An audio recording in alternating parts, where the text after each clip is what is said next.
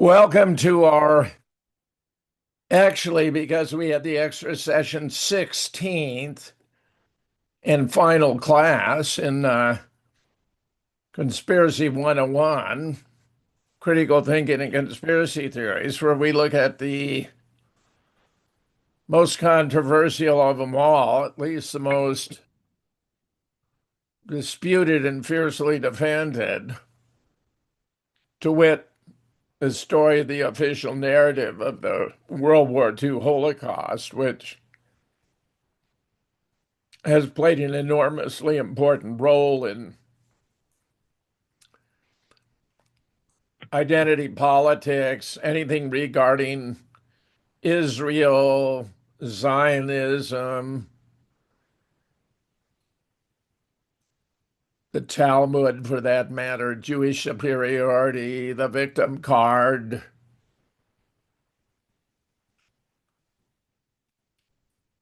Let me ask in a preliminary fashion,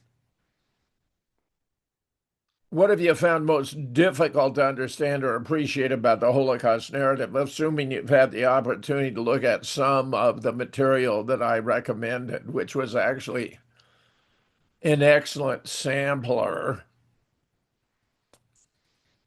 What impression do you have? And any volunteers? I'd like to get some volunteers, just initial reaction before we look at some of this stuff. And also to know which aspect of it, if any, do you find the most difficult? Like, Fred Luchter actually went to Germany, went to a lot of these camps, found nothing that could have remotely functioned as a gas chamber. He's actually spoken at two of my Volkswagen conspiracy conferences. Excellent, Jeremy. Glad to have you here. Two of my Volkswagen conspiracy conferences. I honestly thought that was going to settle the matter back in 1988 when the Luchter report became part of the court record in Canada for the Ernst Zundel second trial. I thought that was the end of it. But needless to say, no such luck, no such luck. That objective scientific evidence that there were no gas chambers has not put an end to the Holocaust story. Jeremy, are you even allowed to talk about the Holocaust in the UK, or is that forbidden? Is that a taboo? Can one be punished? You must be muted because I cannot hear you. I don't see the mute, but I cannot hear you. No,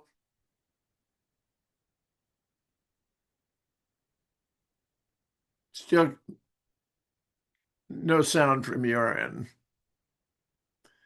And I'm very interested at what you have to say. So,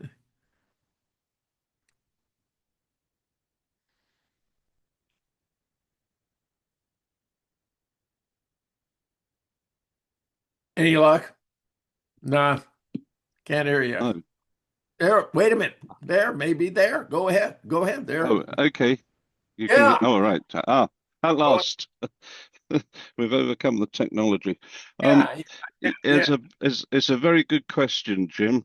I, hmm, how many people do speak about the Holocaust in Britain?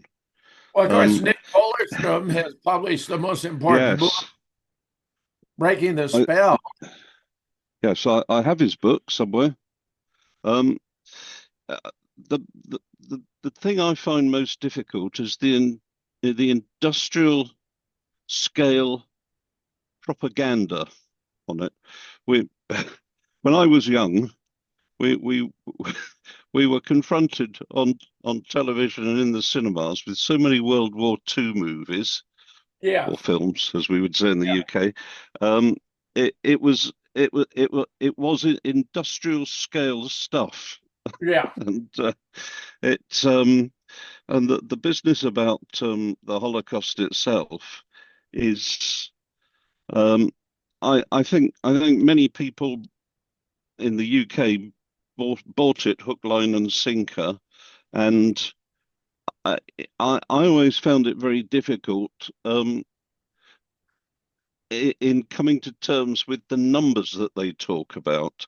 That was the thing that confused me the most because I've read about numbers and particularly um, the numbers that are uh, presented when you get to and I my brain's gone um, when when you get to the famous concentration camp in is it in Poland, the primary one, that apparently the numbers presented at that year on year kept changing.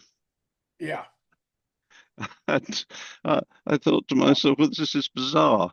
And I have asked myself for a long time whether they keep talking about 6 million Jews, Yeah. and were there really 6 million Jews in in what I would call sort of wartime Germany? I find Yeah. that difficult to believe because it would have been it's Germany's population at the time would have been much smaller than it is today. Um, Yeah. so those are the things that uh, have always confused me.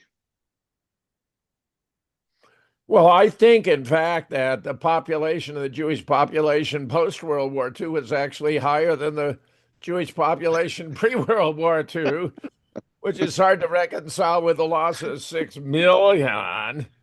Yes. Alex, you Yeah. got your preliminary thoughts about the Holocaust before that. When I was growing up, we used to go to the Free Kids show at the Rialto Theater in South Pasadena. And this was, I mean, I graduated from high school in 58. This was like early mid 50s. And they always had the newsreels with the bulldozers of all those naked bodies into this gigantic pit. I can't imagine how many times I saw it. I mean, it was again and again. I realize now in retrospect, it was all part of a massive propaganda operation. Those were British soldiers pushing bodies because they all died of typhus. Yes, yes, Yeah. yes, that's So, right. so I read Nick's book. I love Nick's book. Um, and luckily it was available as a PDF download. Um, Excellent. so yeah, I've read it a couple of times. Um, Wow. but when you go and any just go in, even if you go in with a halfway open mind and read all the statistics that Nick lays out and you lay out and everybody else lays out, it's you know, Yeah. Making and it this, doesn't make sense because okay, you put them on a train and you're going to send them to the gas chambers, but you're going to go to the trouble of making them go through the line, cut their hair, tattoo them just to kill them. this is good. This is good. Yeah, it just so wait, you're Why gonna why kill wouldn't you us? just gonna put them in giant showers and gas them to death and then dispose their bodies, right? Why would you give them haircuts or tattoos? Yeah. And then if you look at those showers, they had wooden doors. Yeah. You know, the And guards standing outside would have died too. yeah. So Good. yeah, it's Good. just Good. Good. Other questions, comments? This can be kind of free throwing. I do have that whole presentation up, and I will stop and talk about various features. But I'm very keen to get your thoughts and reactions. This Uh, is uh, Monique. Go ahead, Monique. Yeah, I just came back in, so I don't know what you were discussing. I heard about the British soldiers and typhoid, but again, my dad was in World War II. Yeah. He was awarded. three Purple Hearts. He took out several Nazis. One was in a He closet. was in he was in Europe, not in Japan, not in the Far Correct. East. He was in Germany. Yeah, and he got shot 3 times. Go ahead. Yeah, he lost his spleen. He was in the hospital for, I believe, 18 months. So Okay. far, I was told my grandmom's hair turned white overnight. Um, he was a city championship #1 in Philadelphia for running. I don't know which meet. But he could never do that again. So Yeah. he officiated the high school track and field meets because he was a history teacher for 39 years. He All right. almost got his doctorate degree, but he didn't complete his thesis. Yeah. This is all to say that I lost my dad early. I was 24. Um, and unfortunately, they did to him what they have done to other people in current times, over medicating. They put 25 different drugs into him. He had a Wow. bacterial infection, and because he didn't have the spleen to filter out his blood, that was it. Um, so Wait, when I hear uh, this, were they aware he didn't have a spleen when they gave him all those shots? I'm pretty sure not shots. They put in medications, 25 different ones. And the only reason I know that is because my cousin is an MD, and we were in this little room, and she looked at his chart, and she said to me that a body can't live on this, and Yeah. he didn't. The only, um, the only, what can I say, recourse that I feel that I have is my dad said he was ready to meet his maker Yeah. before he went into the hospital. That is all to say. Oh, and by the way, during COVID, that same hospital system, they did the same kind of thing to someone's stepdad, and he passed away. I think that they put him on remdesivir, or as we say, rem death is near. So he didn't have that didn't have to happen. So that is all to say that it makes me feel very um just very sad that here my dad went in drafted as a young man, age 18, and this was a lie. I mean, I always felt that he was at least, I thought that that was the one war that was worth fighting Yeah. and that he like saved lives. And when I, hear what you have to say, and even just the fact that it was manipulated, it truly makes me feel bad because my dad could have been with me much longer. Yeah, sure. Yeah, yeah. Did you ever talk with him about the Holocaust? No, he didn't talk about it either. He talked about his experience, which I know some people don't even call them Nazis. I never heard of that before I was introduced to some of the people that you have spoken to. But he just talked about how he had to take out a couple. One was in a closet, and he went in and he had to shoot through it. I know he took out two. He might have taken out three. And how he got shot was, well, he was out on I guess, the battlefield, and there was a letter that was mailed to my mom and my dad, I believe, and it said, something about him running. He was always fast. He was always something. So it seemed like I think my dad wanted to get a souvenir because at that time they would take the seals off, the emblems off the Nazi soldiers' uniforms. So, or the flags, something like that. I think that's what he went back for. And then he got shot. It seems like that's what happened to him, but he never discussed the Jewish people or the gypsies or disabled people. He never said about that. Now, I did go with someone for a while whose grandmother, who's since passed away, she worked at a labor camp in Poland. So she Yeah. was Polish. So those are Those are the close ties that I have to that war. But Yeah. it does make me feel bad.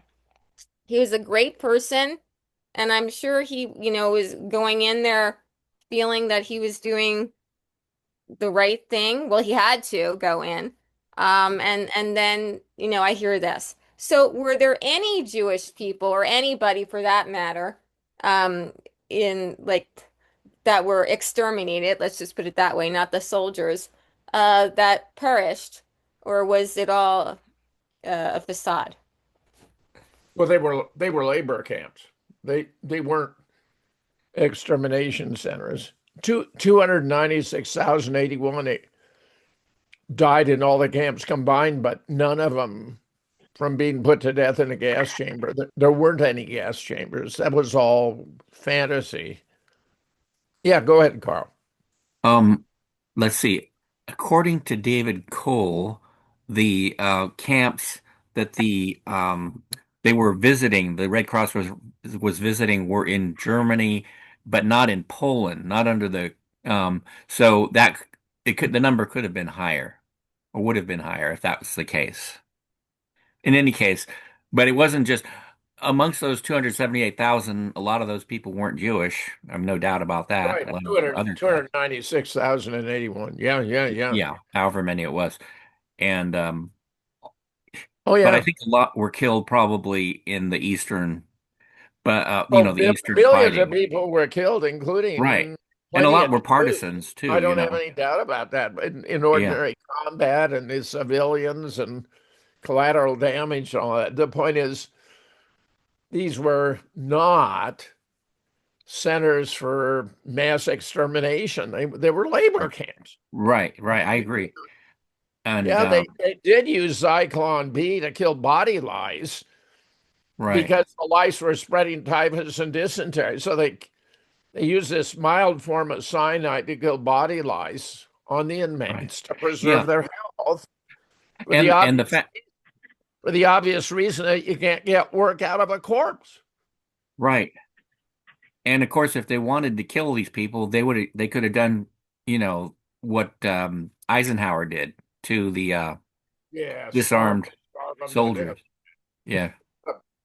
Which What is a cut off their bastard! water and food. Yeah.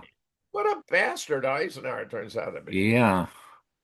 So I also want to make mention that this woman that I knew until she passed away a few years ago, her husband, they were both from the Netherlands, and she was a from birth a vegetarian, and he was a vegetarian too, and they came over to the United States after the war. They were both vegan. She was a staunch animal activist, and she was always talking about World War II, and her husband actually stated that he had hid Anne Frank's cousin. So what would he have been hiding the cousin from? The labor camps? Oh well, there were Deportation. no doubt there were search teams out there to round them up. I mean, I don't think that's much in doubt. Then we got films like The Inglorious Bastards. How many of you have seen that? Yeah, I saw it. That's quite a doozy. It was humorous. I mean, it wasn't a humorous movie, but parts of it were humorous because, of course, it was a fictional take on World War Yeah, II. yeah, But yeah. And of it course, a had dramatic conclusion where all the top Nazis, including Adolf himself, get slaughtered. and I don't know if you've read, and Jeremy might be familiar with David Irving's books. Church, I gather that they're really good stuff about World War II. yeah, I have Church, not read. Yeah, Churchill's War and Hitler's War.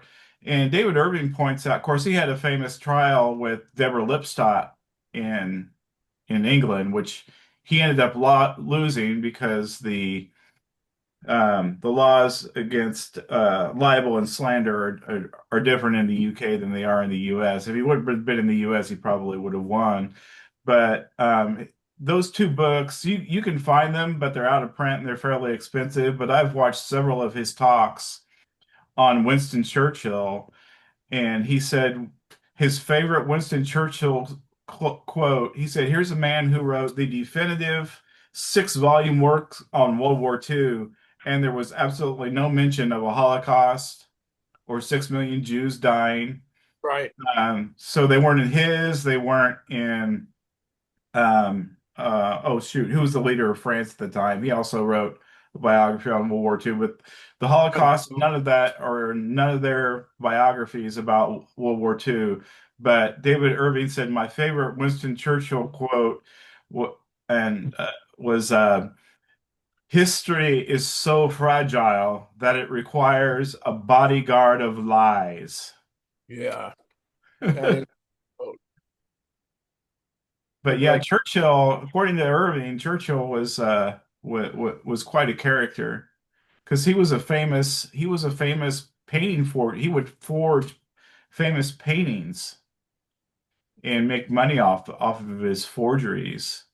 Oh, Churchill And was an artistic forger, really? yeah, he was Wow. wonderful. He was a wonderful painter, and he would also transcribe books. Um, he was a great book editor, so he would like compact novels, and they would pay him like X amount for each novel. But yeah, his nom de plume was Charles Morant, and Charles Morant was a famous painter and died in 1906, and the Roosevelt administration found out about that and like was making fun of him and calling him Charles Moran. And I guess someone in the Roosevelt administration said it's quite nice to know that you're no longer deceased because we thought you died in 1906. But yeah, David Irving's talks are really interesting because he said one of the advantages that he had was that he spoke fluent German, because after the war, he got a job in a steel factory in Germany, and he was able to speak fluent German. And one of his friends that he made there was actually telling him about the bombing of Dresden, which he didn't know really anything about, and that was his first book, The Bombing of Dresden. Yeah. But he said, "I'm at an advantage because I'm not a college professor and I'm not bound, I don't have to keep my job." He said these college professors, he said they write when they write their books, they just copy from every other professor. But he said I got access to all these diaries, and I'd ask them because he had access to one of Hitler's secretary's diaries. Well, one of Hitler's not secretaries, but like one of his main um, uh, people that worked in his office. It was his widow. And she said, "Yes, I have all my husband's diaries." And he said, "Well," she said, "Would you like to have them?" And he said, "You still have them? Nobody's asked for them?" And she said, "Mr. Irving, nobody ever asked me." So, yeah, it's fast. Yeah, his works are That must have fascinating. been a fabulous source of information. I mean, a veritable bonanza. That's fantastic. Well, I'm just thinking about this, getting history right. I mean, that's what so much of this work I've done, bringing together groups to figure out Sandy Hook, Boston bombing, Orlando, Dallas, Charlottesville, Parkland, Las Vegas. It's revisionist history. We just don't think of it that way because these are such contemporary events, but that's what it's all about, getting history right. Yeah. Well, he also said that, Winston Churchill was a famous alcoholic. And if he Yeah. went to a dinner party and there wasn't any booze, he was upset about it. And he said that almost every fireside chat that was given in England during World War II was not given by Winston Churchill because he was too drunk. He said there was a famous voiceover actor that worked on the radio and did a spot on Winston Churchill, and he's the one that gave the fireside chats. It wasn't Churchill. That's fascinating. And he has and he has I love that. and he has all the documents from the BBC. Yeah. And he said, that's why, the professors and other people will accuse me of plagiarizing and making stuff up, but they can't disprove me. So they just try and silence me. Yeah. Good. Good stuff. Good stuff.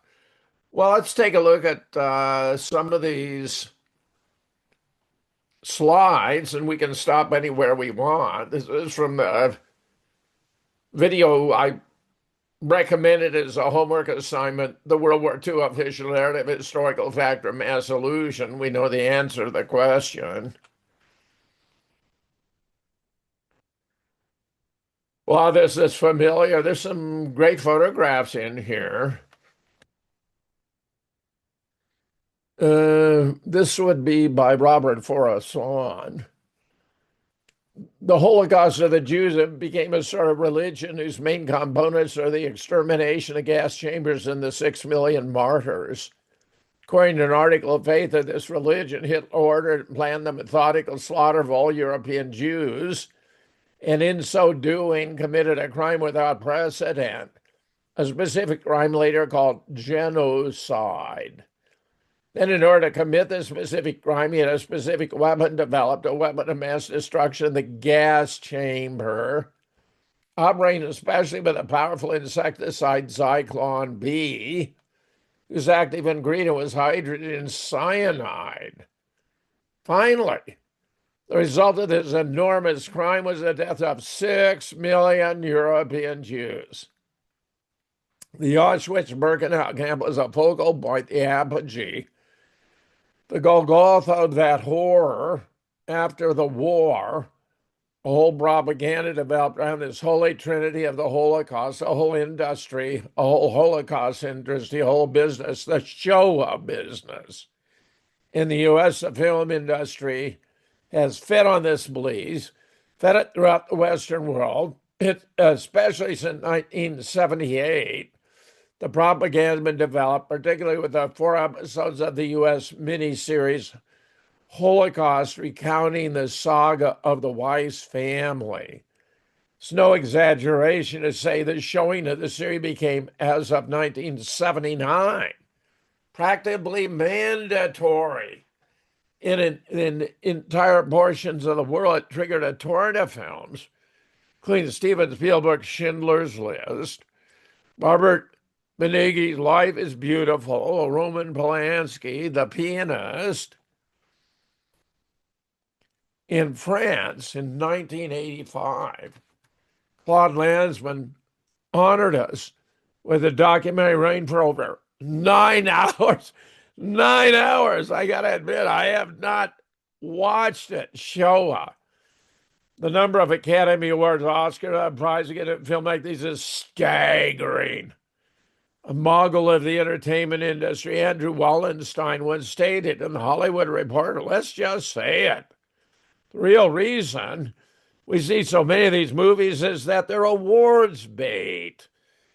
It is such observation given rise to this saying, there's no business like Shoah business, inspired by the refrain from the song sung by Liza Minnelli, among others. There's no business like show business. Here's a photo of Auschwitz, some of the uniforms they wore at the time. Here we have perhaps the 4 most important revisionists: Robert Faurisson, French intellectual; Ernst Zundel, Canadian political activist; Nicholas Scholerstrom, who is, of course, a British academic and historian of science; and Germar Rudolph, who is a German student of chemistry who wound up abandoning his pursuit of a PhD because he became engaged in Holocaust research. This guy, actually, in my opinion, for me, he's the most admirable person I've ever known. Nick Olson, very modest guy, very modest. An academician with a social constant, he co-organized the Belgrano Inquiry in 1989, but at 86, publishing The Unnecessary War, 1988, co-edited The Case Against War, 2004, author of Terror on the Tube, The London 7/7. I'm not sure how many editions, but it's the primary book exposing the sham. Spoke in the Vancouver 9/11 hearings in 2012. That was, of course, my event. He's furthermore edited, co-authored Lead on the Brain, Astrochemistry, The Eureka Effect, Newton's Forgotten Lunar Theory, Galileo's Astrology, Venus, the Path of Beauty.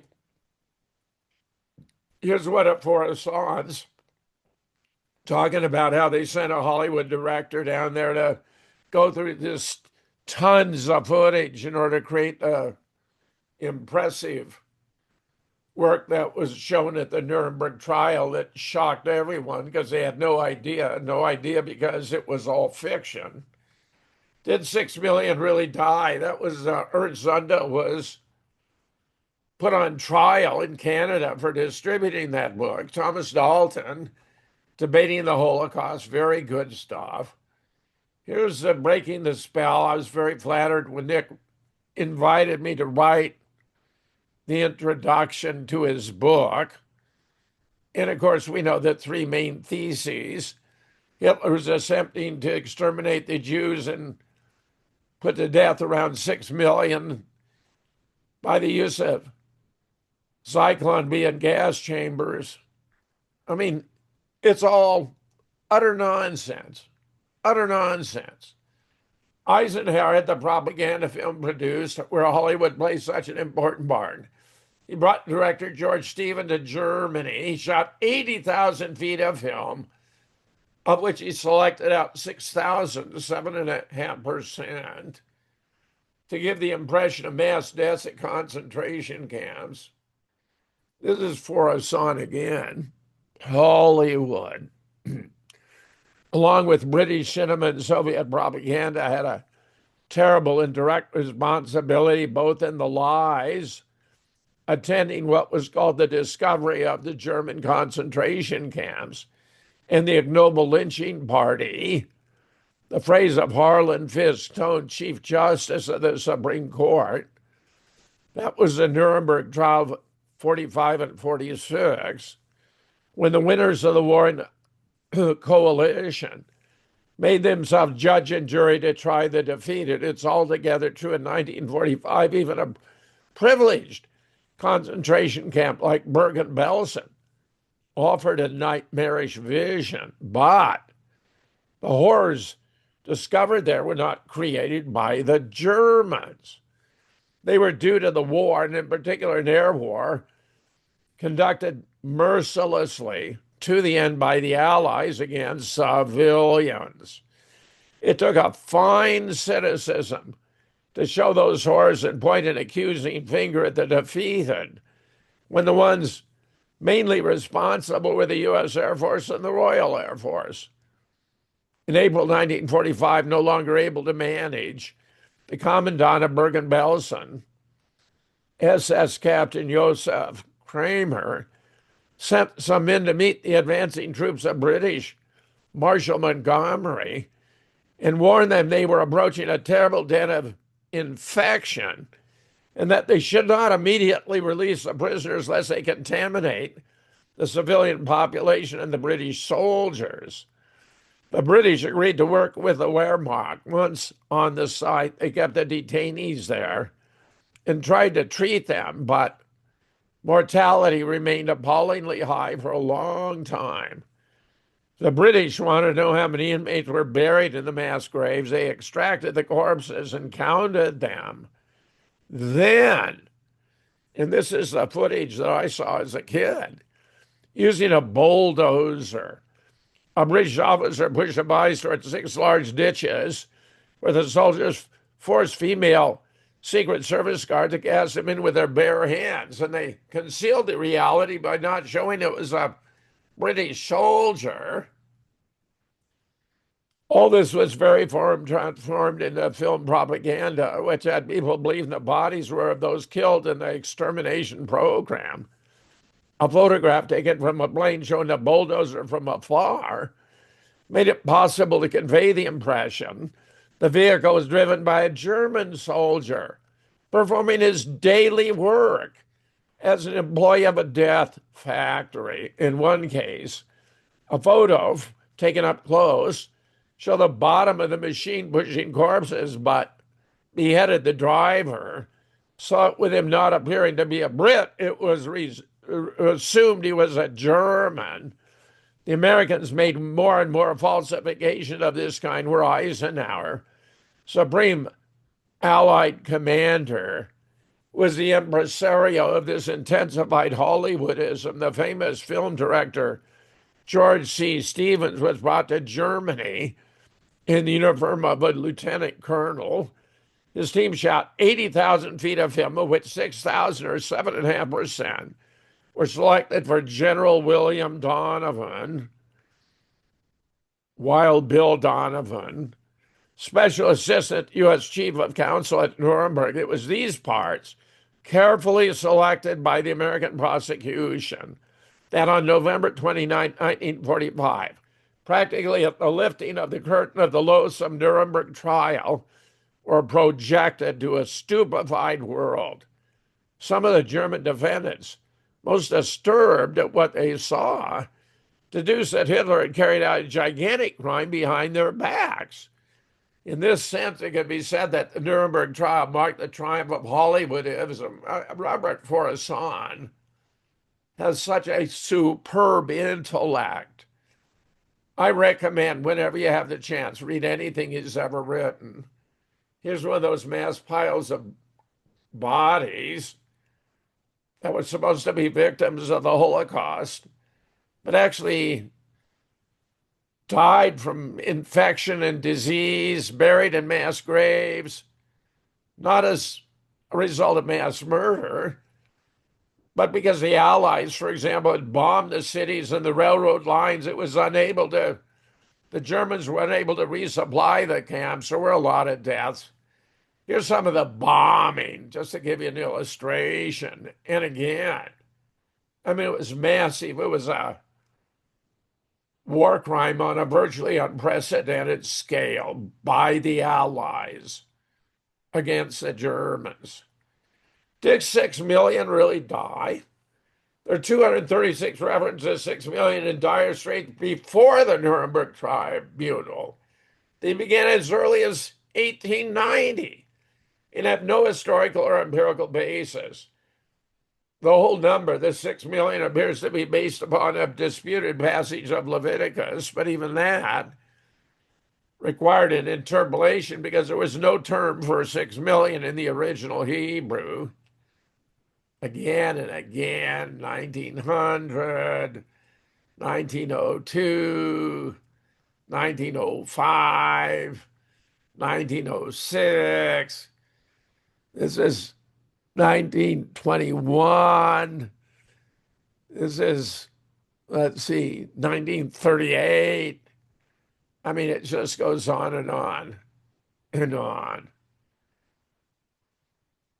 Here we have Benjamin Black confirming this reality in his book, The Secrets of Hebrew Words. The Hebrew word for ye shall return seems to have been spelled incorrectly. Grammatically, it requires another. It ought to read, so why is it lacking the letter which stands for 6?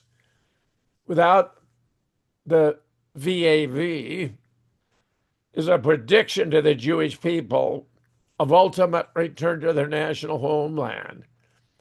In Numbers, we get adding it up. When we write the year, we ignore the millennia. 1948, on the secular calendar, we witness a miracle of Jewish return to Israel. On the Hebrew calendar, it was the year 5708. That was the year predicted by the incomplete word, you shall return. We did return, lacking 6, and on board the 6 million who perished in the Holocaust. Yet the fulfillment of the prediction in precisely that year, implied by the gematria, gives us firm hope the words of the prophet for final redemption will come true as well. You shall return minus 6 million, allegedly, who are supposed to have been consumed in the flames. But it's a religious passage. It has no historical basis. The historical record suggests otherwise. The International Committee of the Red Cross kept meticulous records. They originally concluded 271,301 had died from all causes, but in 1993 they recalibrated. 296,081, none of whom died from being put to death in a gas chamber. Here are the original number, the 271,301. They were very meticulous. It turned out no one is reported to have been put to death in gas chambers. The total reported in 1993, 296,081 combined, even rounding up to an even 600,000. Gypsies, Jews, mentally, physically infirm. The empirical evidence contradicts the contention that 6 million Jews were put to death and thereby falsifies that hypothesis. Then we got, after the liberation of the Holocaust, the International Committee of the Red Cross, they publicly expressed regret that it wasn't able to do more, but we have all kinds of memorials all over the world honoring the 6 million who didn't die. There were no gas chambers.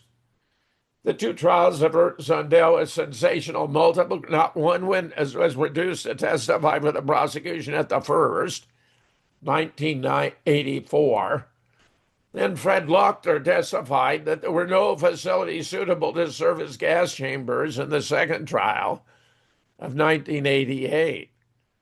And while Gurmar Rudolph has confirmed the use of Zyklon B for delousing, it turned the walls of the facilities, the delousing chambers, blue, but there was no blue in any of the alleged gas chambers because the whole thing was fraudulent. Some of those were put up after. This is about the Luchter report. On April 21, 1988, Fred Luchter appeared as a witness in Toronto courtroom. He told the story of his investigation, presented his conclusions. I am convinced that during those 2 days, I was an eyewitness to the death of the gas chamber myth, a myth which, in my opinion, had entered its death throes at the Sorbonne colloquium on Nazi Germany and the extermination of the Jews back in 1982, where the organizers themselves began to grasp that there was no proof that gas chambers existed. Here's from Gurmar Rudolph. This is showing the room has toilet drains, manholes, floor drain in the morgue. Auschwitz cannot have served as a gas chamber. Here you have Gurmar in the delousing chambers. This was inside a chamber where you dropped the pellet for delousing, actually. The top can be controlled from the outside. Zyklon pellets slide through the pipe into a wire mesh basket at the bottom, through which warm air was conducted. Facilities inconsistent with death camps. Auschwitz map shows concert hall, woodworking shop, swimming pool. More strikingly, hospital and surgical unit equipped with OBGYN facilities. Hundreds of children were born at these centers for extermination. They organized sports and a British soccer team at Auschwitz. So here you look at the floor plan, the map of Auschwitz, and you find all these contradictory facilities. You got the hospital with surgical unit, OBGYN block, that's 7. You had a 9 workshop, woodworking, sewing, 10 a brothel, art museum and library, 11 orchestra played Sunday concerts, kitchen, 12 with 13 coal-fired stoves, a bakery, a butcher shop. Hitler was convinced by one of his generals that the men would work harder if they knew they'd be rewarded with sex. Hitler bought into it, thus the brothels. Now here you have children being liberated. This is Buchenwald on the left. They appear to be relaxed, well-fed, trusting of adults. Healthy-looking children again on the right, being liberated by the Red Army. Buchenwald has a bit of a problem with tourists who come expecting to be shown gas chambers and have to be told they were sorry, but there weren't any gas chambers. My favorite photograph, the British football team at Auschwitz. What? You didn't know there was a British soccer team at Auschwitz? Why they must maintain the myth. The Holocaust narrative has been used to justify founding Israel. Israelis were exposing a fantasy, would weaken them politically.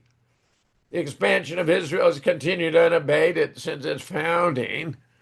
They continue to harass and kill Palestinians virtually every day. Here you see part of disappearing Palestine. Of course, it's become much worse now. This was Israeli authorities ordering Palestinian-owned water wells to be closed. They've been savage. Israeli settlers poison Palestinian wheat fields in the Jordan Valley. Palestinians devastated after Israeli settlers destroy their olive orchards. Israel planned annexation of the Jordan Valley while it matters. That yes, the Palestinians in annex will not be offered Israeli citizenship. Here's a map of the greater Israel. Big chunk of Egypt, Saudi Arabia, all of Jordan, all of Lebanon, big part of Iraq, Syria. That's what they want. From the river to the river, the two blue lines, the Euphrates River on the one side in Iraq and the Nile in Egypt. Israel engaged in acts of terrorism. Menachem Begin led a gang of Irgun terrorists at King David Hotel, dressed as though they were Arabs, killed 91. On 9 July 1967, Israeli jets attacked the USS Liberty, killing 34, wounding 171. But it didn't sink. Here's about the King David. Here's about the Liberty. Here's more about the Liberty. They claim to have mistaken it for an Egyptian ship, but you can see from the silhouettes, there's no way you would confuse one with the other. They also committed atrocities in Argentina. And this appears to be because Argentina had been cooperating with Iran in the development of its atomic energy program. The Israeli embassy bombed in March 1992, killing 29, but it wasn't enough. So they bombed the Jewish community center and killed 86. Mossad agents were even apprehended in Mexico City on 15 October 2001. The UN has a documented history of atrocities committed by Israel. And of course, it's only become worse. I did an interview with Adrian Salbucci about the events in Argentina. Rather fascinating stuff. A lot going on there. Mossad agents arrested in an attempt to bomb the Mexican Congress. I'm telling you, it's really stunning. 9/11 was an Israeli op with CIA and DOD. The World Trade Center, of course, was transferred just 6 weeks into the hands of Silverstein Properties, where Larry Silverstein immediately fired the security firm that had been looking after the World Trade Center since 1970, hired an Israeli firm. The Israelis were apprehended during the event at multiple occasions. The aim to draw the U.S. into the Middle East to attack the modern Arab state that served as a counterbalance to Israel's domination of the entire region. Bibi wrote a book about terrorism around 1989, before the concept was even widespread. We know in their Rebuilding American Defense, as they said, with the dissolution of the Soviet Union, there's an opportunity to create an American empire that would endure for the next 100 years. It was nonsense. But they were worried the public and the government wouldn't pick up on it fast enough. Thus, they say the process of transformation, meaning the creation of this empire, even if it brings revolutionary change, it's likely to be a long one, absent some catastrophic and catalyzing event like a new Pearl Harbor. So, of course, immediately 9/11 was being described as a new Pearl Harbor. Here you have the dancing Israelis apprehended after they were being observed at Liberty State Park in New Jersey, filming the destruction of the World Trade Center. They were held in custody for 44 days until Michael Chertoff, Assistant Attorney General, had become our second Secretary of Homeland Security, released them, and they returned to Israel. 3 went on television, explained they were there to document the destruction of the World Trade Center. Wesley Clark finally told us what it was about in 2007, the plan to take out 7 governments in the next 5 years. We'll have a book about it. So, how do they perpetuate the mass illusion? Jewish domination of Hollywood and the mainstream media. Films like Sophie's Choice, The Breeder, Schindler's List. The mainstream is controlled by dual U.S. citizens across the border. They always play the anti-Semitism or the Holocaust denier card. Who said Jews run Hollywood? This was actually a Jewish reporter. Went through all the studios, and with the sole exception of United Artists, which is founded by actors, they were all run by Jews. I mean, no one denies it. This guy, by the way, Steven Spielberg, even appears to have been the director of the Boston bombing. I had a Hollywood producer director telling me it's an open secret in Hollywood that he directed the Boston Marathon bombing hoax. I spoke to him, Dr. Fetzer. I met him. We spoke together, Spielberg and me. Oh, did you? Oh, did you? Oh, did you, Monique? Oh, I love it. But here's what we got at CNN, Jewish. Here's we got NBC, Jewish. Here's you got New York Times, Jewish. Do we get the message? Do we get the message? And here, this is on Amy Goodman. We had a former Israeli politician. She was actually the head of education. It's a trick. We always use it. Listen to this. Yours is a voice of criticism we don't often hear in the United States. Often when there is dissent expressed in the United States against policies of the Israeli government, people here are called anti-Semitic. What is your response to that as an Israeli Jew? Well, it's a trick. We always use it. When from Europe somebody is criticizing Israel, then we bring up the Holocaust. When in this country people are criticizing Israel, then they are anti-Semitic. And the organization is strong and has a lot of money, and the ties between Israel and the American Jewish establishment are very strong, and they are strong in this country. As you know, they have power, which it's okay. They are talented people, and they have power, money, and media, and other things. And their attitude is Israel, my country, right or wrong, the identification. And they are not ready to hear criticism. And it's very easy to blame people who criticize certain acts of the Israeli government as anti-Semitics, and to bring up the Holocaust and the suffering of the Jewish people, and that justify everything we do to the Palestinians. Yeah, justifies everything we do to the Palestinians. She founded the Israeli left-wing party, Ba'ath, Ratz merged with two others in 1992, merged as a member of the Socialist International Communist. Good stuff. Meanwhile, of course, our own Congress is Zionist-controlled territory. Cynthia McKinney revealed the pledge on Breast TV, that's Iranian television, in 2011.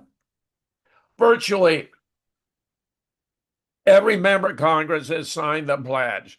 The pledge is to put the interests of Israel ahead of even the interests of the United States. That's the pledge.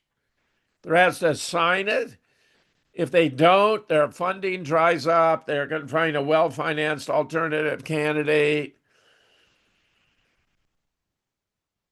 Their duration in Congress is going to evaporate.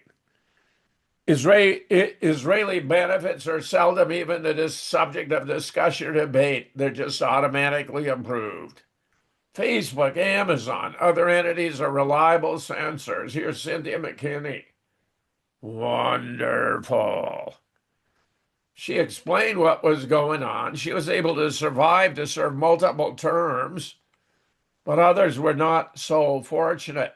Dennis Kucinich, for example, whom I regarded as the smartest member of Congress while I was there, had his district redrawn because he too refused to sign the pledge.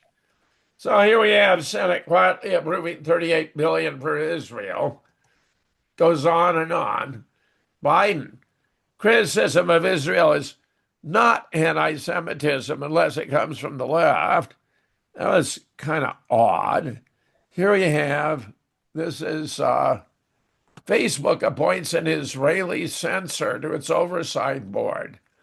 Now, of course, we got an Israeli censor at TikTok. Now we got an Zionist billionaire buying CBS. We got others buying Paramount and a vast network. Absolutely stunning stuff. Wikipedia, as most of you are no doubt aware, is also controlled by Zionists. I organized a conference, Academic Freedom, Are There Limits to Inquiry, in 2014, using JFK 9/11 and the Holocaust as appropriate examples. When I returned home, my wiki entry had been gutted. The stakes in this case could hardly be greater for the world. Here was a conference. It was successful, but they wouldn't let me go unscathed. They gutted my entry. Meanwhile, an Israeli professor, we could destroy all European capitals. Speaking in an interview published in Jerusalem, Professor Martin van Kravel said Israel had the capability of hitting most European capitals with nuclear weapons. We possess several hundred atomic weapons, warheads, and rockets, can launch them at targets in all directions, perhaps even Rome. Most European capitals are targets of our Air Force. Kriblad, a professor of military history at Hebrew University in Jerusalem, pointed out that collective deportation was Israel's only meaningful strategy toward the Palestinian people, meaning ethnic cleansing. The Palestinians should all be deported. The people who strive for this are waiting only for the right man in the right time. 2 years ago, only 7 or 8% of Israelis were of the opinion this would be the best solution. 2 months ago, 33%. Now, 44%. He was sure Israeli PM Ariel Sharon wanted to deport him. But of course, it would fall to Bibi Netanyahu to carry the ball.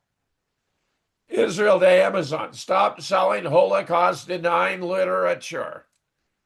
They were very compliant because I have a section with a half a dozen essays on the Holocaust by Thomas Dalton, Robert Forrest, Nick Kollerstrom, and myself. Amazon banned my book, and I suppose we didn't go to the moon either. Meanwhile, as Voltaire observes, to learn who rules over you, simply find out who you are not allowed to criticize. Indeed. Questions, comments, thoughts? I see we have a good number of notes here.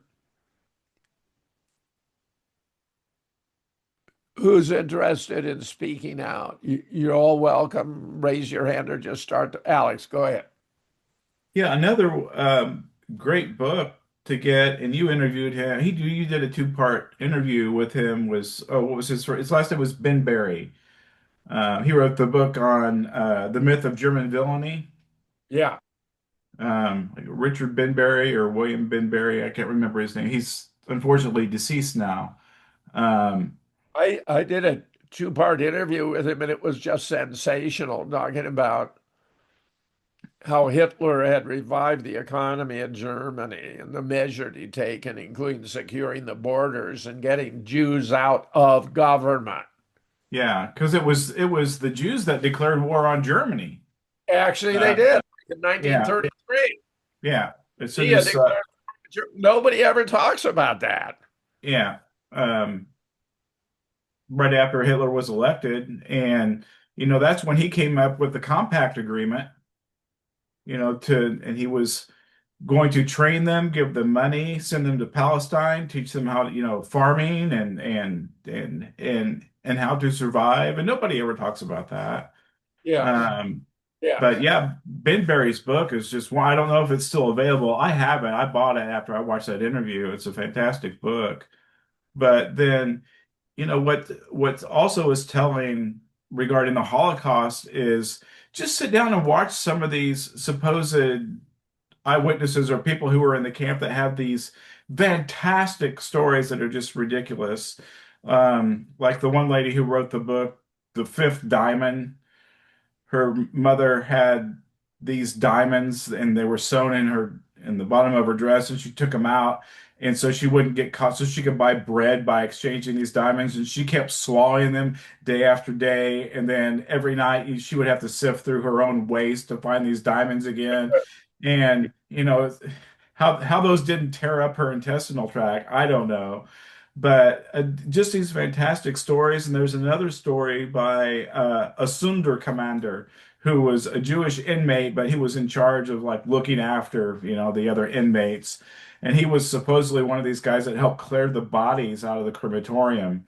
Well, when they gassed these bodies, they were in a basement. And so they had to put them in an elevator, take them upstairs to where the crematorium was, so they could burn the bodies. And they asked him, "So, how did you get all of these bodies out?" And he kind of looked to the side. And he said, "They gave us uh, canes."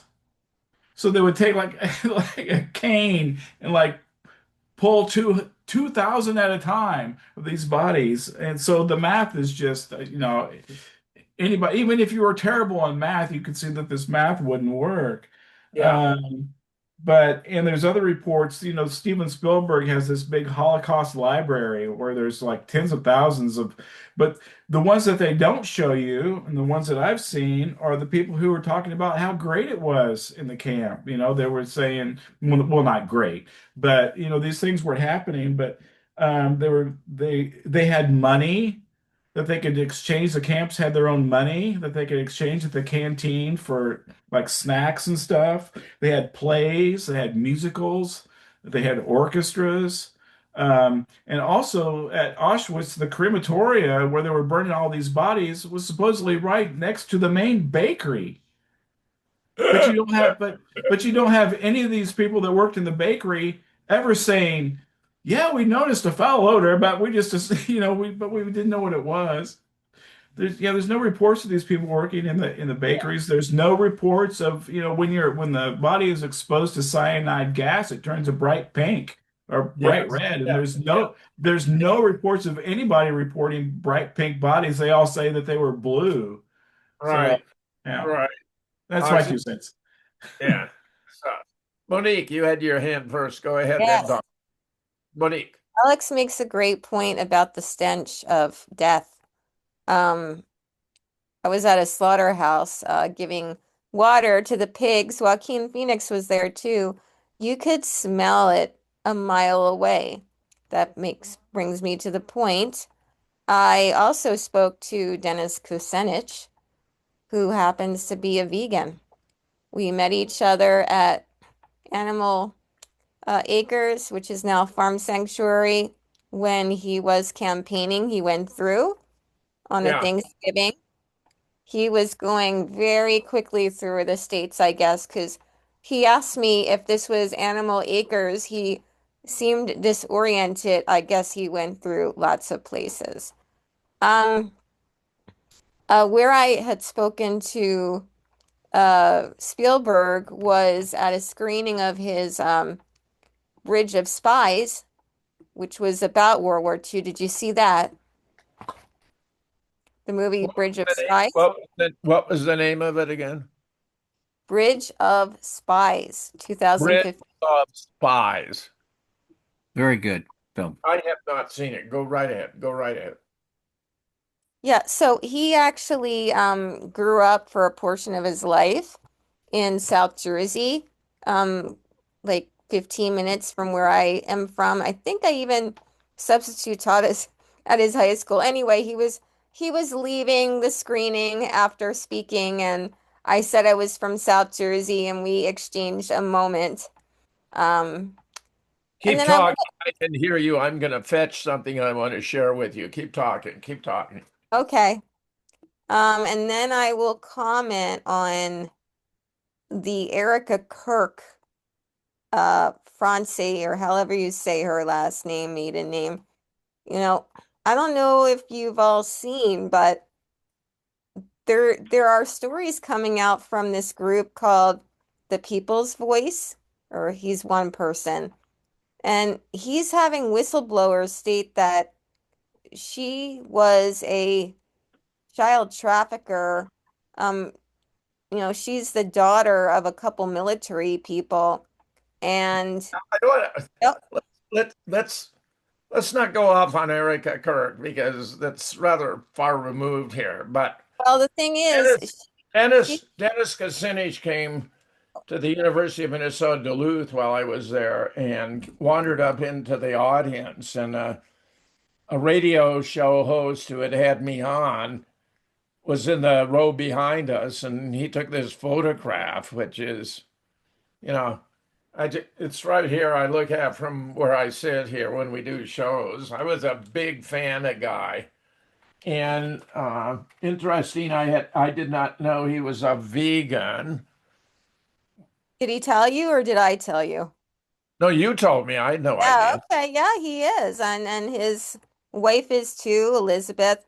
I don't recall if she was there, but did you meet him during his campaign or some other time? No, he came. He came and gave a lecture at the University of Minnesota Duluth when I was there on the faculty. That's what I just showed. Did you see the photograph? Yes, yes, I did. I didn't know if that was during the time of his No, no, no. campaign. It's just he I admired the guy tremendously. You know, he had real integrity. Well, real quick, the reason I brought up Erica is because I mean Yeah. it seems like she has ties to Israel, and this show is stating that she was surveilled 68 times. So does Candace say this by an Egyptian plane. So what's going on with like Israel and her?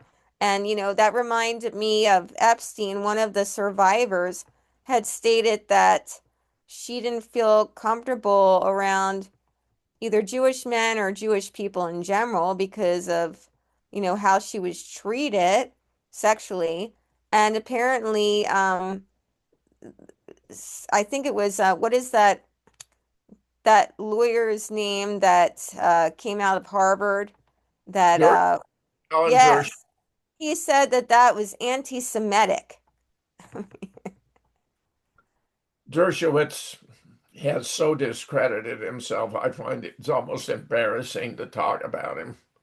I agree.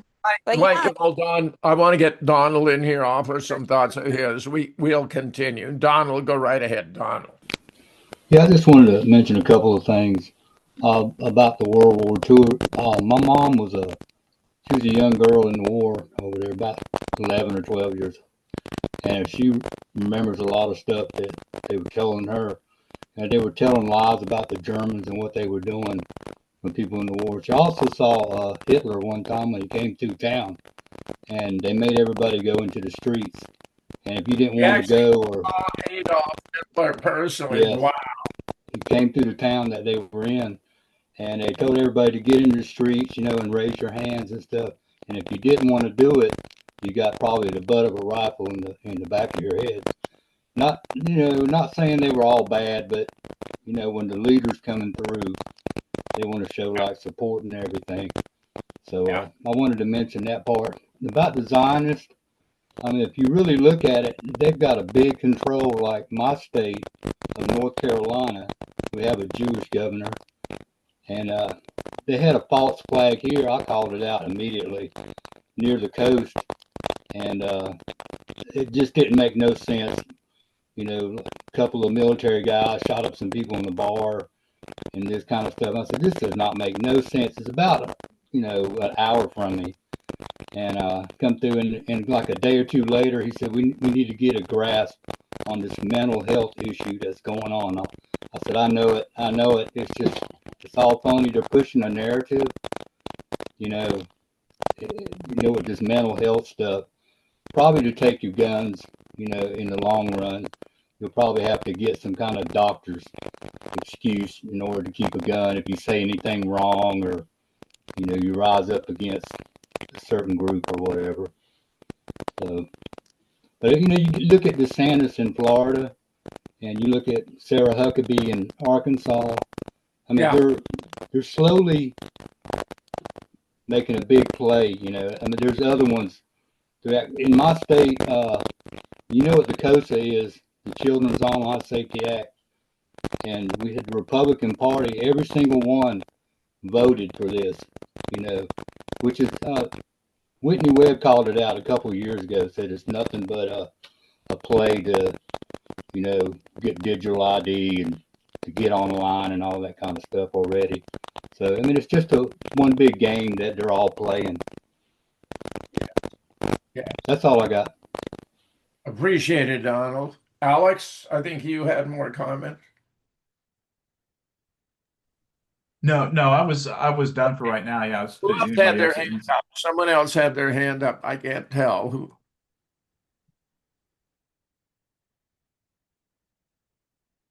Anyone else want to comment before we return to Monique?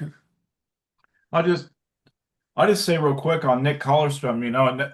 Another great book is his The Bard and the Gunpowder Plot. Yeah. Yeah. It is about the playwright William Shakespeare, Yes. and how that was fabricated, and Yeah. how William Shakespeare was just a mixture of several different people. But I know that's removed, but I just wanted, if anybody finds that interesting, it's a great Well, book. if you go to my BitChute channel and search Jim Fetzer, Nick Collerstrom, I think you'll find about 6 or 8 really extremely interesting interviews. I mean, and Nick has spoken at my False Flag and Conspiracy conferences. Usually he's given 2 presentations. This time just one. Israel did 9/11. Monique, go ahead. Monique. Sure. Actually, I'd like to hear really quickly, Alex, a little bit more about that because I studied Shakespeare. I visited his home in England. Well, What a but we All are right, wandering off time. this.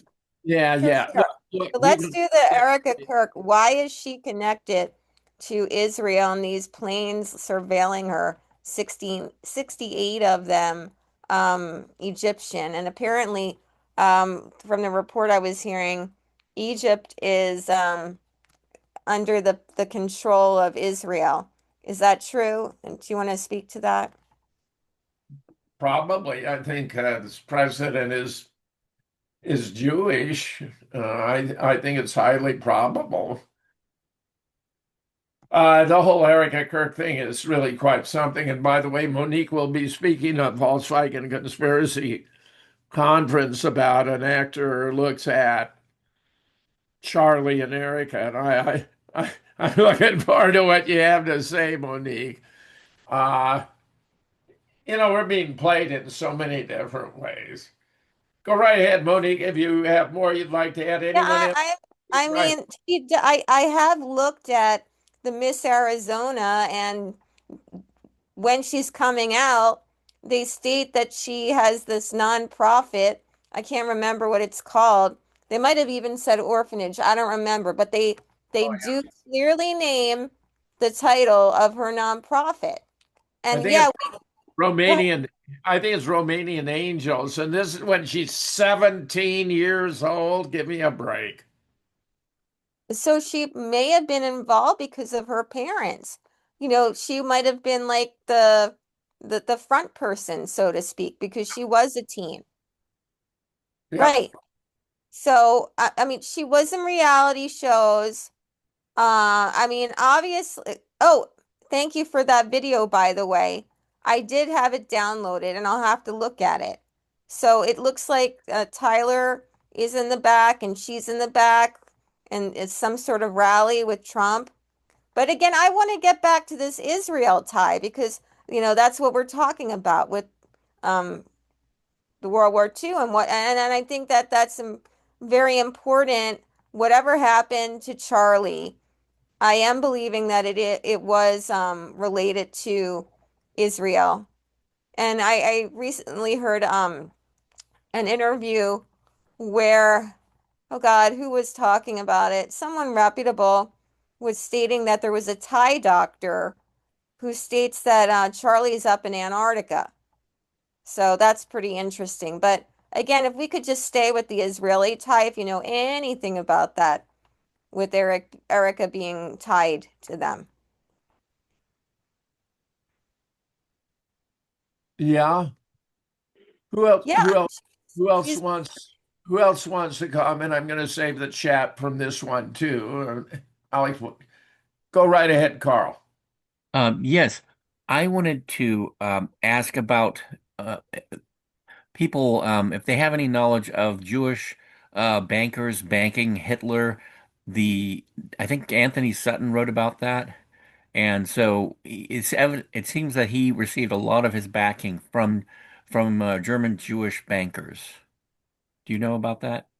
We got some banking support from American bankers. I know that too. And And I why think would that be, do you think? the family, if I'm not mistaken, was big supporters of Hitler financially. I, And what was their interest in it? I do not know myself, Carl, but this is Yeah. not the area of my expertise Yeah. as to what who all may have. We got anyone here about Darko? You want to add? Speak right up. Go right ahead. Join the conversation. Tell us. Oh, hi. I was just going to mention Ursula Haverbeck. She's a 96-year-old German woman who they locked up in jail for questioning the story of the Holocaust. She actually spent time in jail, I believe, a couple times. I just thought it's amazing. They can't find people running around convicted, committing violent crimes, and they got to lock up a 96-year-old woman for questioning historical facts. We're Yeah. living in we're living in 1984 right now. It looks like. Yes. As That's fault all. serves. I also wanted to say this whole Holocaust thing. When you look at the what would brought this on, the USSR. This stuff started in 1917 with the Russian Revolution, and if that didn't start, you would have saw the rise of the Nazis. There never would have probably you never would have saw World War II. There's lots of complicated issues that led to this situation. And when we actually dig into this, we saw what actually happened in the Soviet Union that preceded the rise of the Germans, the German nationalist movement, because they were scared it's going to happen to them. And in fact, if you look into it, there's a Russian guy who wrote a book, I think it was called Icebreaker, and he was talking about how Stalin was ready to go. Okay, it was right before Operation Barbarossa. The Russians were ready to go. They were ready to leap into Western Europe, and they would have overrun Western Europe. If it wasn't for the weather conditions at the time that Barbarossa was delayed due to, I believe there's a lot of rain that spring. It had to be delayed. Otherwise, perhaps we would have been talking about a completely different history today. But when I look at history, I don't look at it as black and white. We have to kind of look at what preceded this situation with the Holocaust. And if you note in the comments, I mentioned that one of the first bills was passed in the Soviet Union was against anti-Semitism. You also find some interesting ethnicities, a majority of them that were commissars and party officials in the USSR. So we have to kind of look at this in contrast to what happened in Germany and kind of take that into account. And that's all I had to say for now. Thanks. That's very good. Excellent comments. Who else would like to contribute? Yeah, go ahead, Donald. Yeah, I wanted to say if there's anybody in the group that would like to continue meeting maybe once a month or something just to discuss these conspiracy theories and stuff, and maybe we can go back and forth, with Professor over time if we find like something to talk about or a new conspiracy happens or something like that. I'm not really a Facebook person, but if anybody's interested, I'd be open to it. That's all I got. Well, I can share everyone's email and you can correspond among yourselves. Darko, go ahead. You want to add something more?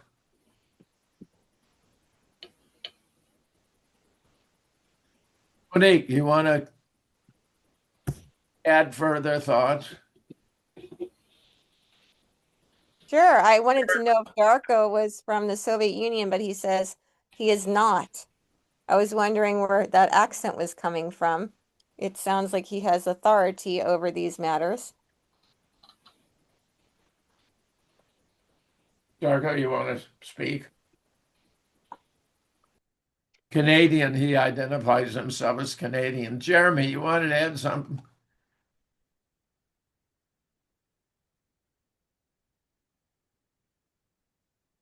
Yes, I just wanted to accept that invitation to meet occasionally. That would be very good. Well, you're all welcome to reach out to me intermittently. Occasion may arise. I mean, you're welcome to do that. Yeah. Could I ask Darko, have you got a date for that when that law was introduced in the USSR? Was that asking Darko? I don't have it at hand, Jeremy, but I'm sure it's easily findable. I'll take a look though and see if I can find that. Okay, thanks very much. That would be useful. Would anyone have any problem with my sharing all the emails with everyone? I think I may have done it way back when, and then I went to blind CC. So I'll do that so you can communicate among yourselves and reach out to me as appropriate. Monique, go right ahead, Monique. Dr. Fetzer, it sounds like you don't know, but I'm going to ask again. What is the connection with Erica and Israel? I'm not at all sure I have the answer to that question, Monique. I'm pleased you're exploring it. But I mean, Well, the whole idea of the turning point was to make young people enthusiastic about Israel. The problem is that they could see with their own eyes a genocide taking place, so that the most recent polls of Gen Z had 64% supporting the Palestinians, only 24% supporting the IDF. And Charlie himself, it appears, became totally disillusioned. He no longer felt he could carry water for Israel. He confided in Candace and Tucker and Clayton that he despised Bibi Netanyahu, who offered him 150 mil to Turning Point to stay on the reservation, but he was disinclined. I think he felt he was going to be taken out and stage his own death. That's my take. Now, we have several going to present what they think is right, that he was actually killed at the shot and killed in Utah Valley University. I don't believe that for a minute, but I do have several presenters who are convinced, and I just say, check out my Charlie Kirk assassination hoax exposed with Christopher Lee. Just do the search on Jim Fetzer, Charlie Kirk assassination hoax exposed. I'm sure you'll find it. I mean, when you have a rehearsal of the crowd running away when the tent is empty, I mean, give me a break. One part of this thing is fake, the whole damn thing is fake. I mean, and there's so many proofs that it was staged that I'm in a bit of a state of bafflement. The And anyway, son of a producer from the Jimmy Kimmel show, practicing, holding his head. That was the last person that asked the question. right, Practicing. Mooney. Yeah, he was And, slapped and, how he was yeah. supposed to react when Isn't he. it interesting? Isn't it interesting that before we knew that it was fake for sure, Jimmy Kimmel was being censored for what he had said about Charlie, which wasn't even bad, right? Jimmy Kimmel. And here it goes that the son of the producer of Kimmel was in on this. Yeah, yeah. That Well, means that Kimmel was probably in on it too. yes, a lot of people were in on it. I do agree. Yeah. Well, I'll explore a little bit more, but so far I've heard two whistleblowers talking about Erica doing the trafficking. And, even though we see, in my opinion, a fake Erica, still there's like been no lawsuit stating this is wrong. You are saying something, I mean, she could easily sue if she like, right? Just like the people over in France, right? She's Yeah, not. That makes me think that there's some validity to this trafficking. So, with Epstein as well, some connection. Yeah, I do think that that this just is not coming out into the mainstream. So we'll see. I'll look more. Does anybody else know about this? Does anybody know the news story program called The People's Voice? Because I think that sometimes they've been discredited. Nonetheless, he's showing I've, whistleblowers. Go ahead. yeah, I've seen a lot of his shows. Yeah. So what's your take, Okay. Carl? Yeah, I don't know. I think some of his stuff is definitely valid, but I don't know. Some of the stuff I don't hear anybody else saying it, but I think he could be sued for some of those things. Exactly. Exactly. And this is a biggie, right? Because we're Yeah. talking about, I mean, this is one of the most hardcore crimes that you could possibly do. Now, she's pretty much stating, um, not to question, this is all like conspiracy stuff that's coming out. I don't know if she means this in particular or other things, but unless he was manipulating her audio or someone else did it, she's pretty much stating no questions, right? So now when somebody says that, that makes me believe that there's something wrong with you. Like I mean, just like we're talking about this whole anti-Semitic, if you ask, like there's something wrong. So I will dive a little bit more into this, but I do need to be careful because there are powerful forces that are running this turning point. And obviously, Donald Trump knows what's going on. So, and Kash Patel, I'll land it there. yeah, good. Hmm. I just want to fill in with the conference I may have to flip through, yeah, through these. These are slides for a show tomorrow morning, but I have the program here, which I wanted to share with you. Here it is. False Flag and Conspiracies Conference 2025, my sixth annual. If you want to register, it's all by Zoom. It's all going to be free in the comfort of your home. Go to False Flag and Conspiracies con.com to get a free ticket. The 12th, the 13th, 14th, 28 speakers, 2.5 days, free on Zoom.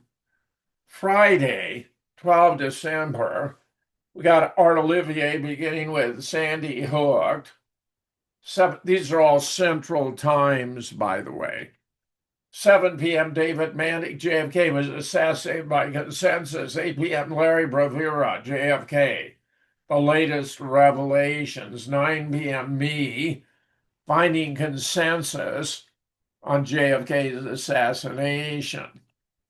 Then on Saturday, the 13th, Alexander Baker, Gender Affirming Care, The New Lobotomy, 10 a.m. John Coleman, Hollowing Out Third Spaces, 11 a.m. Hope Girl from Morocco, How Technology Threatens Freedom, noon. Miriam Hennane, How the Sausage is Made, 1 p.m. Stephanie Sledge, The Infiltration of America to Eliminate Whites and Christians, 2 p.m. Susan Bradford, The BlackRock Bamboozle. 3 p.m. Chris Weinhardt, TBMC and Social Reengineering. That's trauma-based mind control. 4 p.m. Donald Jeffries, Subverting Our Founding Fathers. 5 p.m. Roger Stone, The Clinton War on Women and Extending into Epstein. 6 p.m. Dave Hodges, Charlie Kirk. 7 p.m. John Hankey, Proof Israel Killed Charlie Kirk. 8 p.m. Monique, An Actor Looks at Charlie and Erica. 9 p.m. Ole Domagard, Was Charlie Kirk shot to make Erica vice president? Then on Sunday, the 14th, 9 a.m., Carl Herman, American Revolution 2, World War III, 2026 status and historical context. 10 a.m., John Hankey again. The World War II Holocaust. 11 a.m., Nick Hollerstrom, Israel Did 9/11. Noon, Russ Winter, Another Look at October 7th. 1 p.m., Joaquin Magobian, Genocide, Not Theory, But Fact. 2 p.m., Laurent Guyot, Does Israel Have a Future? 3 p.m., Alex Scott, World War III. 4 p.m., Monique, The LA Fires. 5 p.m., Brian Davidson, The Great American Reprogramming, How Decades of Cultural Propaganda Rewired a Nation. 6 p.m., Rima Lebo, Fighting the UN and the Ostrich Culling. 7 p.m., Joe Olson, Allopathic Cult Conspiracy. 8 p.m., Denny Sears, Blood After mRNA Vaccinations. At 9 p.m., Catherine Horton, How Not to Die Trying. Any comments, any question about anything before we conclude? This, of course, is our last class. Okay, Jim, how do we register for the conspiracy? False Flags and Conspiracies, con.com. Okay. And you get a free ticket. Because it's Zoom, but it's like a big Zoom classroom. It's going to be like this, except we're going to have a larger group. So Jim, will this also be on your website later? I'm sorry? Will this also be on your website later? On your website? Well, it'll eventually get up there. Yeah, sure. Not on my John Coleman, who has, of course, been the host for this course. Right. It's going to be archiving all of my false flag and conspiracy conference. So you should be able at a certain point. It's going to take a while to get all this organized. You should have 6 of them. And right. given there are about 25 speakers, they average, You can have like 150 presentations available for review and research. Monique, Okay. go ahead. Go ahead. Okay. Monique is saying she'd like to meet monthly. I'm going to include, as I've said, the chat. When I send this out, I'll send the chat, and I'll also make the email addresses public so you can correspond. Anyone have any final thoughts? Dr. Fetzer, it's Dr. Ben with you Go down right there in ahead. Georgia. Do you have time? You have time for me? I do. Thank you, Doc. Just wanted to add, this is a great subject matter, and some of the comments from members of the class was absolutely enlightening. I would like to comment for a few things first. In regards to Don in North Carolina, I'd definitely like to speak with Don.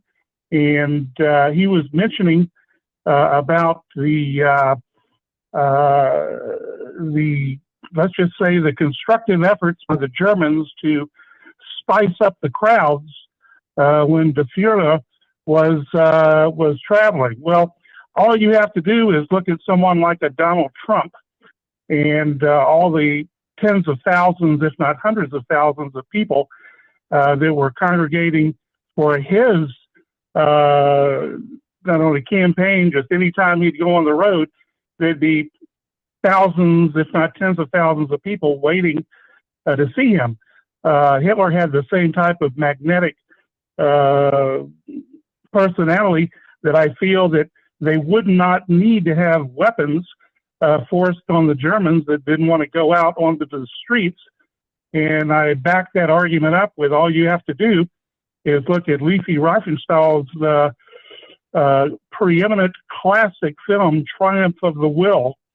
And that'll give you an idea of the love for Hitler by the Germans back during those times. Now, having said that, the caller in regards to wanting information about the Bolsheviks in Soviet Russia, he may want to investigate looking into Alexander Solzhenitsyn's Archipelago book, and he also had a second outstanding book. I believe it was called The Centuries book, or 200 Years in a Century. You might want to check those two resources out. But getting back to the subject matter, bringing up Ernst Zundel, he was one of the guys that I was turned on to, and it wasn't really so much from Ernst Zundel. It's actually Brigitte Bardot. Dr. Fetzer, do you remember Brigitte Bardot? Sure, of course. The actress. And by the way, I did an interview. She wore. Yeah, I did an interview with Ernst Zundel that his wife said was the best interview he'd ever given. So we can find that too out there.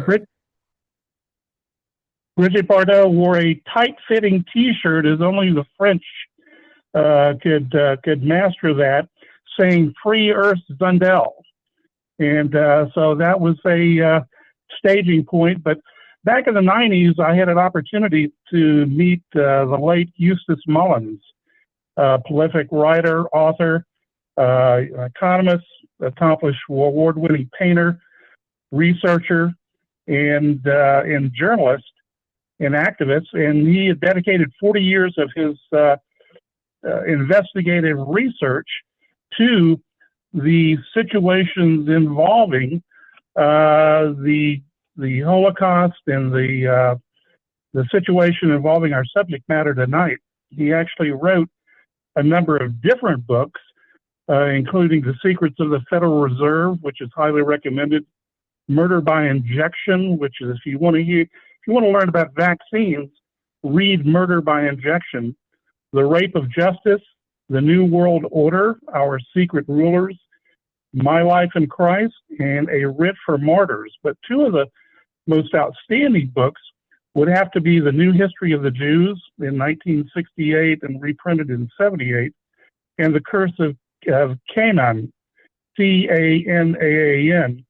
And these were all heavily researched by Eustace Mullins. And if you ever want to go deeper into Eustace Mullins, he was under surveillance by the FBI for over 32 years.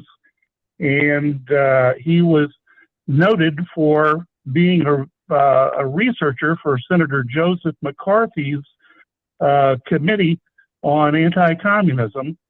And then he gained claim for fame, and then he actually was asked to go to the Washington sanatorium where the poet laureate Ezra Pound was there for so many years, and he was actually a caretaker for Ezra Pound. So with all of this proceeding for the late Eustace Mullins, I highly recommend looking at all of his books. They were published through the International Institute of Jewish Studies and also the Revelation books, both in Staunton, Virginia, and he had a loose affiliation with the Sons of Liberty in Metairie, Louisiana. But the last 2 points I'd like to make, Dr. Fetzer, is that he dedicated his book, The Curse of Canaan, to an individual called Nelson Bunker Hunt. In your expertise, could this Nelson Bunker Hunt be related to the Hunt family at all? Oh, yeah, sure. He's the son of H.L. Hunt. Yeah. Yes. Yes. Okay. Well, isn't that interesting that Eustace Mullins' book was dedicated, The Curse of Canaan, to Nelson Bunker Hunt? Yeah. The other point I wanted to bring is that his other text, The New History of the Jews, was dedicated to Mrs. Lyrell, Lyrl, Clark Van Hyning, Hyning. Does that ring a bell with you, Dr. Fetzer? Yeah, but it'd take a while to place it. It is a familiar name. That was in his book, The New History of the Jews. So if anyone wants to take a deep dive and looking at the historical context leading up to the Holocaust and afterwards, you might want to check out Eustace Mullins. He's got about at least 10 books, and you'd be able to get caught up to speed with that. And with that, Dr. Fetzer, thank you so much. I appreciate you giving me the time to rant. Your comments have been excellent throughout. Monique, I know you have your hand raised. Go ahead. You had said before that the sneakers were staged from the Jewish people. Can you confirm that? Is that what you said? All the shoes coming from the Jewish people?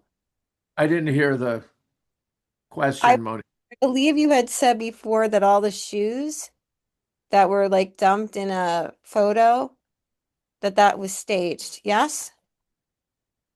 It was staged the way it was presented to the public. It was a British officer dumping bodies that had been dug up into a mass grave to create the impression that this was German atrocity when they died from infection or starvation because of Allied bombing. Okay, so the shoes as well. That's what I wanted to ask. Yeah. And that film, Bridge of Spies, that was the Cold War. It was not World War II. My mistake. It's been a while since No. That's World War II. This director Stevens from Hollywood took all this massive footage and created what was supposed to be documentary footage to present during the Nuremberg trials to make it look like Hitler had run it up to slaughter 6 million Jews. It was all part of a scam. Okay, no, I'm talking about the film I told you that I met him at. Oh, yeah. Spies. Okay. Yeah, that was about the Cold War. Okay. Yeah. Not World War II. Got it. Yeah, I'm correcting myself since this is a recording. Okay. I Carl, have a go question.